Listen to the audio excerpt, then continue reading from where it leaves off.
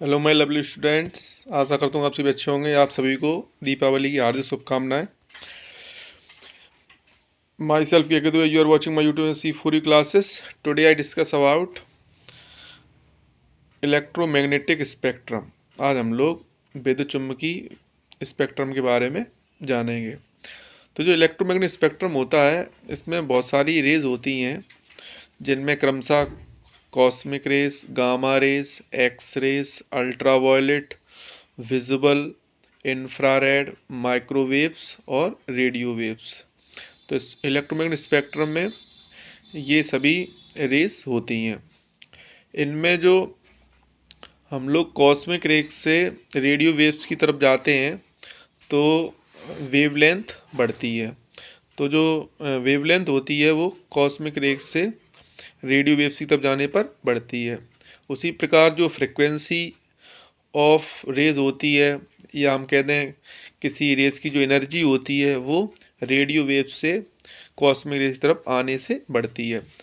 तो जो जिस रेस की फ्रिक्वेंसी इतनी हाई होती है, उस रेस में एनर्जी उतनी ही ज़्यादा होती है। ज़्यादा एनर्जी वाली जो लाइट होती हैं या रेज होती हैं, वो हमारे लिए हानिकारक होती हैं। जैसे एक्स रेज है, अल्ट्रा वायलेट हैं। तो ये जो रेज़ होंगी वो हमारे लिए ज़्यादा हानिकारक होंगी। उसकी अपेक्षा अगर हम बात करें माइक्रोवेव्स की, रेडियो वेव्स की, इंफ्रारेड की, ये हमारे लिए कम हानिकारक होती हैं। इनकी भेदन क्षमता भी कम होगी। तो जिनकी वेवलेंथ ज़्यादा होती है उनकी भेदन क्षमता भी कम होती है। जिनकी वेवलेंथ कम होती है उनकी भेदन क्षमता भी ज़्यादा होती है। जो रेडियो वेव्स होती हैं, जो पतली एल्युमिनियम फॉयल, इनको भी नहीं भेद पाती हैं। जैसे हम लोग अभी अपने मोबाइल पर एल्युमिनियम फॉयल लपटा लें तो देखते हैं इसमें सिग्नल नहीं आते हैं, नॉन रीचेबल बताता है मोबाइल। इसी प्रकार से क्योंकि इनमें जो फ्रिक्वेंसी होती नहीं कम होती है, इसलिए ये उस फॉयल को भेद नहीं पाती हैं। अगर हम बात करें विजुअल और विजुअल से पहले वाला प्रकाश, हम जानते हैं अल्ट्रावायलेट होता है। तो जो सूर्य से विकिरण आता है उसमें सभी जो ऊपर वाला विकिरण होता है, अल्ट्रावायलेट से ऊपर वाला एक्सरे, वो वहीं से रिफ्लेक्स हो जाता है और ओजोन लेयर हमारी पृथ्वी पर आने से रोकती है यूवी रेस को। तो यूवी रेस में यूवी ए, यूवी बी और यूवी सी होता है।